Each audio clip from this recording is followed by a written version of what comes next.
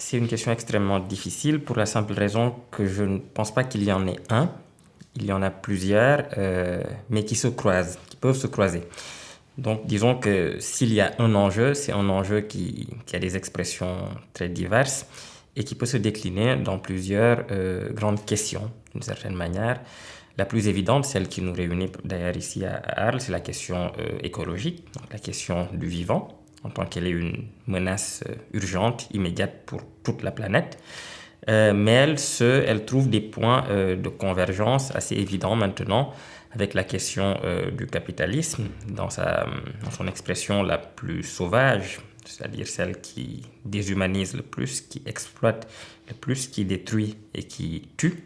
Et puis il y a la question également des actions, comment faire.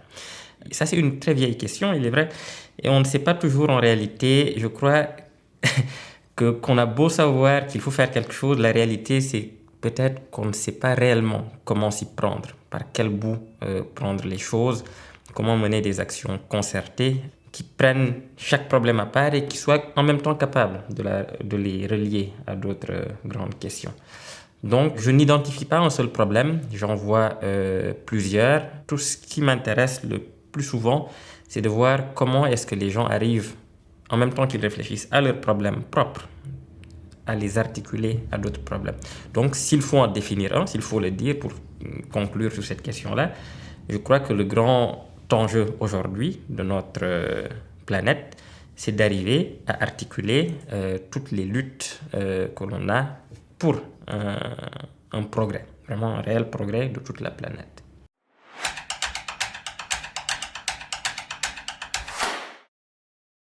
Pour le dire très rapidement, je crois que la raison pour laquelle on n'arrive pas à agir aujourd'hui, c'est qu'il y a un dialogue qui s'est rompu entre les élites et les populations.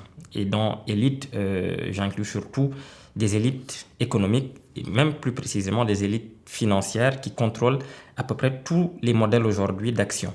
Il y a évidemment des alternatives qui se créent, mais elles sont toujours dans des échelles trop petites, qui ont le mérite d'exister évidemment, mais qui n'arrivent peut-être pas à avoir l'adhésion d'une partie un peu plus importante. Et j'ai vraiment l'impression que ce sont les principaux les relais qui existaient entre les grands pouvoirs et les populations qui se sont érodés au fil du temps et qu'aujourd'hui, ce dialogue-là s'est vraiment rompu. Et ce que cela crée, c'est que, évidemment, le dialogue s'est rompu sur le plan, disons, plus vertical, mais même sur le plan à une échelle plus horizontale. J'ai l'impression que les chaînes de solidarité entre les populations elles-mêmes qui sont oppressées le plus souvent ou qui subissent tous ces pouvoirs économiques-là se sont aussi rompues et que chacun s'isole de plus en plus dans sa manière de voir, de penser, de recevoir les informations, de les interpréter et parfois pour le pire. Donc j'ai vraiment l'impression que sur tous les plans, un dialogue s'est rompu, qui ne favorise pas évidemment les actions collectives dont on a besoin face à des problèmes collectifs.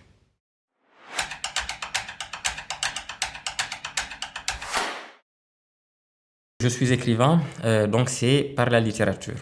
C'est une foi peut-être dérisoire, mais j'estime que la littérature fait tout de même partie de ces relais-là dont je parlais, qui peuvent contribuer non seulement à réinjecter de la complexité dans les visions du monde, mais aussi à pousser les gens un peu plus dans un engagement profond sur des questions d'actualité, des questions d'histoire, des questions de mémoire, parce que ce sont aussi beaucoup de conflits de mémoire aujourd'hui que l'on voit. Donc c'est vraiment par l'écriture et donc par la création de récits, d'imaginaires autres, parce que je crois que la façon dont le monde est représenté est peut-être la façon la plus efficace. Voilà. Je pense que fondamentalement, les êtres humains sont des êtres poétiques, c'est-à-dire que ce sont des créatures dont la façon d'exister dans le monde est essentiellement poétique et essentiellement structurée par des récits et des visions poétiques. Et c'est pour cela que j'essaie de faire tout ce que je peux par l'écriture, par des romans qui interrogent l'actualité, J'ai écrit 3 romans sur des questions d'actualité, sur le terrorisme, sur la Sicile comme terre d'accueil ou de non-accueil, sur sa longue tradition d'hospitalité, mais aussi sur les questions d'oppression des minorités. Mon dernier roman était sur la question du discours qu'on peut avoir sur l'homosexualité au Sénégal, par exemple. Donc, voilà, c'est juste des questions d'actualité qui sont difficiles, qui peuvent être sujets à polémique, mais qui, il me semble, ne peuvent pas être toujours évitées. Donc, c'est essentiellement dans les représentations poétiques sur ce plan-là que j'essaie de travailler modestement, mais j'espère avec une certaine, un certain espoir tout de même, parce que je crois que quoi que l'on dise, c'est ce qu'il faut garder, c'est aussi ça le moteur aujourd'hui.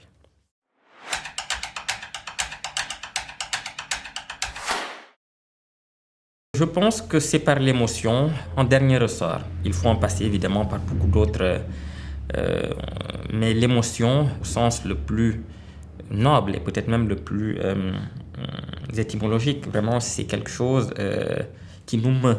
Voilà, l'émotion, c'est ça, c'est quelque chose qui nous fait bouger, qui nous fait sortir de nous-mêmes. C'est ça mon verre, c'est vraiment quelque chose qui nous sort de nous-mêmes pour nous porter dans le monde, pour nous porter à la rencontre des autres, à la rencontre d'une altérité, et qui nous évite une sorte de fidélité ossifiée à nous-mêmes et à notre représentation fermée. Donc je mise sur l'émotion dans ce sens-là, ce qui nous sort de nous-mêmes et qui nous place dans le monde au carrefour de toutes les humanités possibles.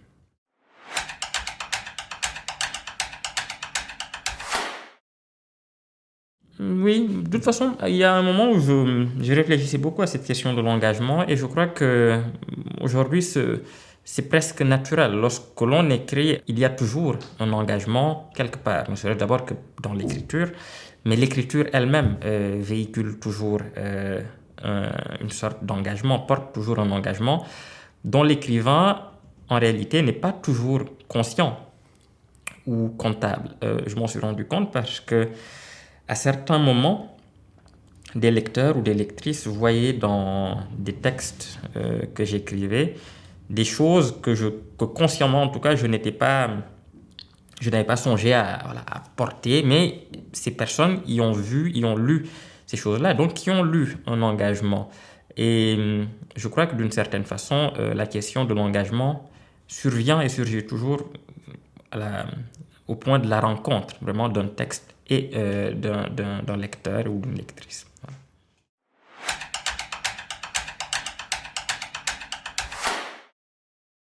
C'est une question qui est très présente et j'y suis sensible, évidemment. Je crois que c'est une tâche importante pour avancer.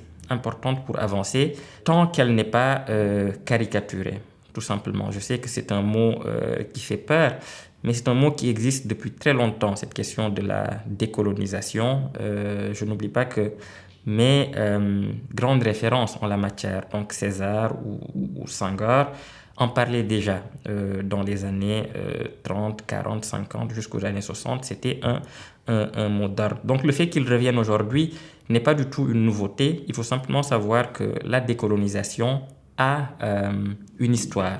Il faut prendre le temps de lire cette histoire, ne pas en avoir peur et voir simplement ce que ça dit dans le fond et ne pas s'arrêter sur des épouvantails qui sont brandis souvent. Donc j'y suis sensible parce que je sais que c'est une question qui doit s'exercer partout. Lorsqu'on dit décolonisation, c'est décolonisation un peu partout, autant chez les anciennes puissances coloniales que chez les puissances qui ont été colonisées. Il y a un travail à faire sur soi et sur les relations possibles. Donc c'est dans ce sens-là que c'est une question qui m'intéresse.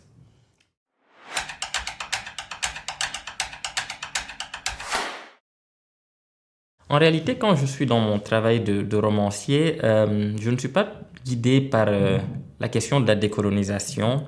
C'est une question à laquelle je réfléchis sur le plan plutôt, oui, universitaire ou intellectuel, parce qu'elle est là, elle est présente, il y a des débats, il y a des intellectuels qui vraiment qui s'y intéressent, qui écrivent des choses intéressantes.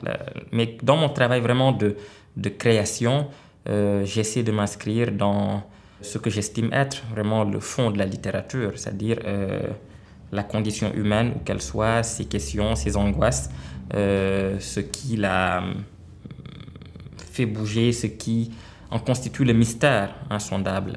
Ce sont vraiment de grandes questions humaines, vraiment universelles pour le coup, qui m'intéressent. Après, évidemment, un roman ou une création littéraire s'inscrit toujours dans une situation, dans un contexte bien précis, qu'on peut interpréter à la lumière de thèmes ou d'actualités vraiment très brûlantes. Mais au départ, lorsque j'écris de la fiction, ce sont vraiment de grandes questions de notre condition qui me servent de point de départ et même d'horizon aussi.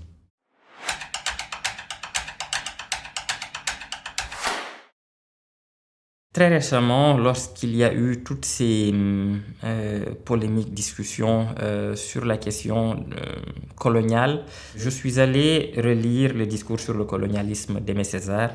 Il me semble que c'est un texte universel, en tant qu'il est vraiment intemporel, écrit dans une époque donnée, pour une époque donnée, et pourtant pouvant servir à n'importe quel moment pour éclairer des débats que l'on peut caricaturer très vite. Donc je pense que, et puis de façon plus personnelle, Césaire a été un éveilleur pour moi. C'est l'un de ceux qui m'ont vraiment poussé vers la création littéraire. Et c'est un poète que je relis assez souvent. Donc je conseillerais le discours sur le colonialisme et puis plus globalement toute l'œuvre d'Aimé Césaire.